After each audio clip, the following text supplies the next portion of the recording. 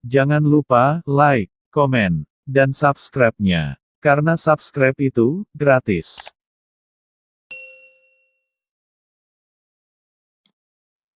Pada pertemuan kali ini, kita akan membahas tentang ketenagakerjaan. Adapun kompetensi dasarnya yaitu menganalisis permasalahan ketenagakerjaan dalam pembangunan ekonomi, serta menyajikan hasil analisis masalah ketenagakerjaan dalam pembangunan ekonomi dan cara mengatasinya. Pada ketenagakerjaan bagian pertama ini, saya akan lebih menekankan pada pembahasan konsep ketenagakerjaan dan permasalahan ketenagakerjaan di Indonesia dengan pokok bahasan, konsep ketenagakerjaan, permasalahan ketenagakerjaan di Indonesia, serta peningkatan kualitas tenaga kerja. Kita bahas satu persatu ya. Kita mulai dari konsep ketenagakerjaan dengan pengertian ketenagakerjaan. Jadi ketenagakerjaan itu adalah segala sesuatu yang berhubungan tenaga kerja pada waktu sebelum, selama, dan setelah selesai masa hubungan kerja. Adapun tenaga kerja, yang dimaksud dengan tenaga kerja itu adalah objek, yaitu setiap orang yang mampu melakukan pekerjaan untuk menghasilkan barang atau jasa untuk kebutuhan sendiri dan orang lain. Nah, macam-macam dari tenaga kerja itu yang pertama adalah tenaga kerja terdidik. Tenaga kerja terdidik ini adalah tenaga kerja yang membutuhkan pendidikan terlebih dahulu sebelum mendapatkan atau sebelum menerima pekerjaannya. Contohnya seperti yang ada di gambar ini yaitu guru, dokter, pengacara, polisi, dan sebagainya. Jadi dia memerlukan pendidikan terlebih dahulu sebelum melakukan pekerjaannya. Tenaga kerja yang kedua yaitu tenaga kerja yang terlatih. Yang dimaksud dengan tenaga kerja terlatih adalah tenaga kerja yang tidak memerlukan pendidikan, tetapi dia membutuhkan pelatihan terlebih dahulu sebelum mendapatkan pekerjaannya. Contohnya misalnya seperti yang ada pada gambar ini adalah montir, kemudian ada lagi tukang pahat, tukang jahit, sopir, dan sebagainya.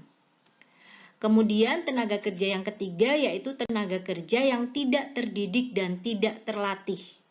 Nah, tenaga kerja ini adalah tenaga kerja yang tidak memerlukan pendidikan maupun pelatihan terlebih dahulu untuk mendapatkan pekerjaannya. Asal dia memiliki kemauan, pasti dia bisa melakukan pekerjaan itu.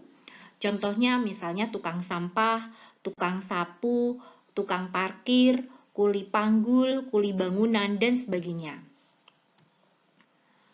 Konsep yang ketiga yaitu angkatan kerja. Nah, angkatan kerja ini merupakan penduduk, baik perempuan maupun laki-laki, dalam usia produktif atau usia kerja, yaitu yang berumur 15 sampai 64 tahun yang sedang bekerja atau mencari pekerjaan.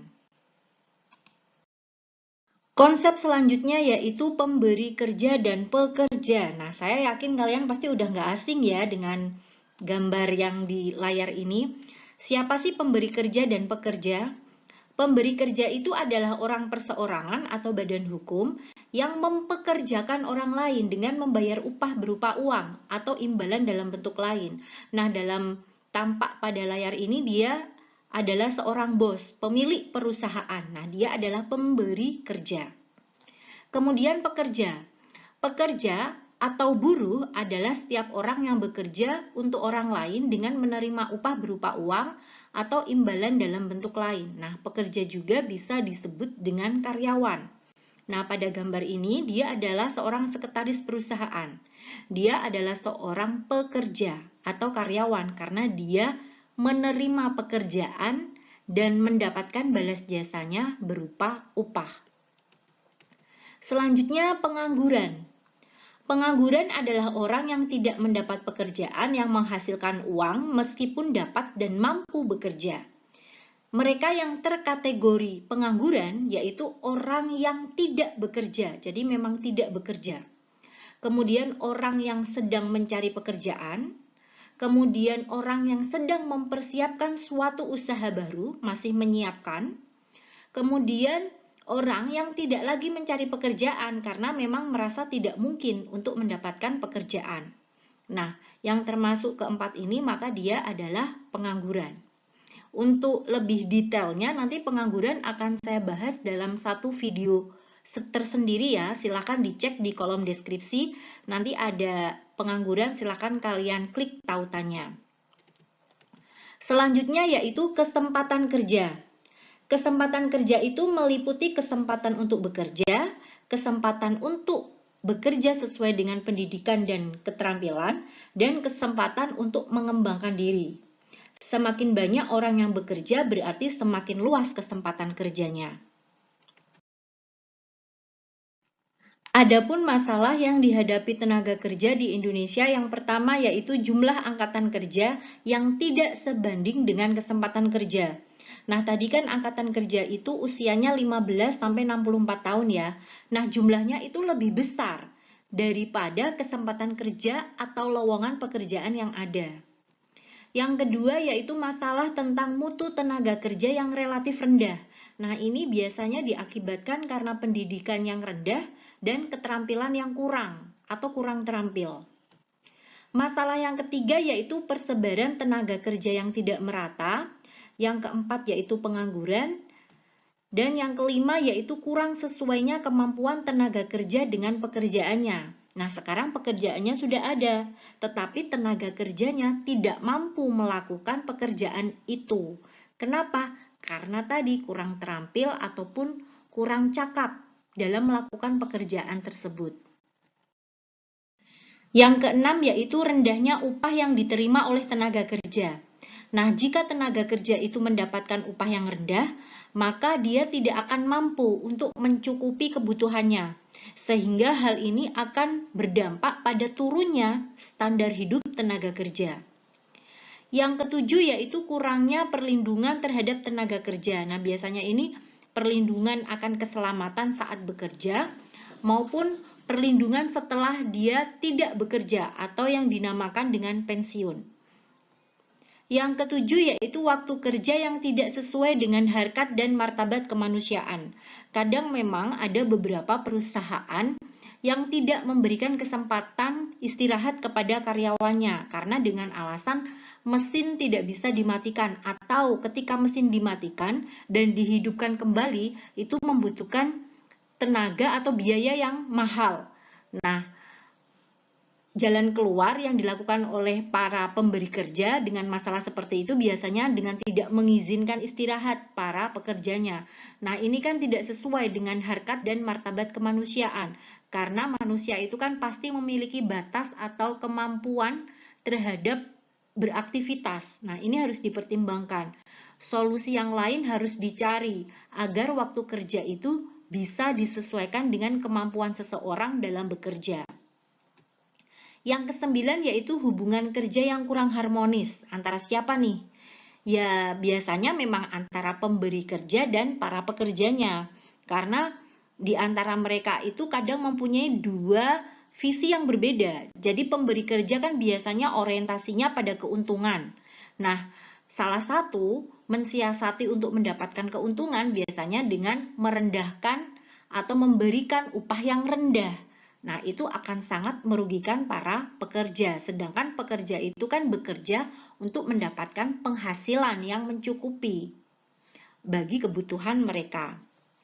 Masalah yang ke-10 yaitu kesejahteraan dan kesehatan pekerja yang belum diperhatikan secara optimal. Nah, ini harus atau memang menjadi catatan kepada para pemberi kerja agar masalah-masalah tenaga kerja di Indonesia ini dapat diselesaikan untuk meningkatkan produktivitas para tenaga kerja. Adapun usaha-usaha yang dilakukan oleh pemerintah untuk mengatasi masalah ketenaga kerjaan yang pertama yaitu dengan memperluas kesempatan kerja. Yang kedua yaitu mempermudah proses rekrutmen tenaga kerja. Yang ketiga yaitu membatasi penggunaan tenaga kerja asing di Indonesia agar tenaga kerja Indonesia sendiri itu lebih maksimal penggunaannya. Yang keempat yaitu dengan meningkatkan kualitas angkatan kerja. Yang kelima yaitu meningkatkan kualitas tenaga kerja.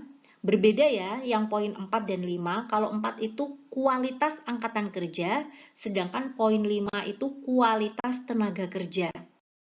Kemudian yang 6 adalah menetapkan kebijakan pengupahan, ini digunakan untuk melindungi para pekerja. Yang ketujuh yaitu meningkatkan perlindungan terhadap tenaga kerja, agar tenaga kerja dalam bekerja itu bisa tenang. Kemudian yang kedelapan adalah menetapkan waktu kerja. Yang kesembilan yaitu menciptakan hubungan industrial yang harmonis. Antara siapa? Jelas antara pemberi kerja dan para pekerja. Dan yang ke-10 adalah meningkatkan kesejahteraan serta kesehatan pekerja dan keluarganya. Dari aspek tenaga kerja, peningkatan daya saing bangsa dilakukan dengan upaya peningkatan kualitas tenaga kerja. Nah, apa saja nih yang perlu ditingkatkan kualitas tenaga kerjanya? Yang pertama itu dengan memperbaiki kualitas pendidikan. Pendidikan itu kan berfungsi untuk membimbing peserta didik sehingga memiliki bekal dasar untuk bekerja. Nah, pembekalan dasar itu berupa pembentukan sikap, pengetahuan, dan keterampilan kerja. Yang kedua yaitu dengan peningkatan kesehatan masyarakat. Peningkatan kualitas sumber daya manusia kan ditujukan untuk menciptakan manusia Indonesia yang sehat dan produktif.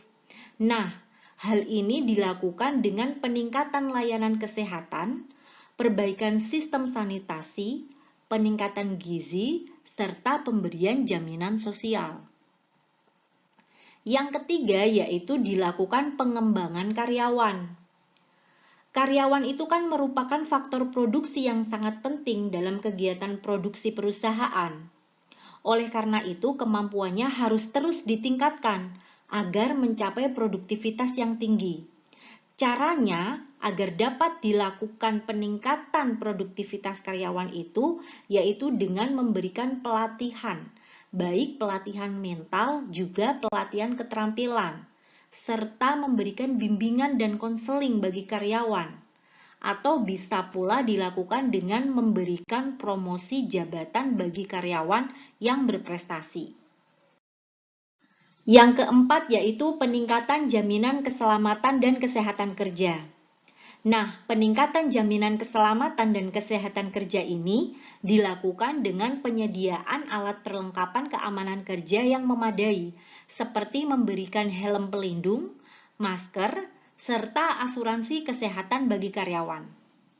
Oke guys, mungkin pada pertemuan ini saya menyampaikannya sampai ini dulu. Terima kasih sudah menyimak video ini sampai akhir. Let's close our program by reciting Hamdalah together. Alhamdulillahirrabbilalamin. Semoga pelajaran hari ini bermanfaat ya. Wassalamualaikum warahmatullahi wabarakatuh. Salam Equilibrium.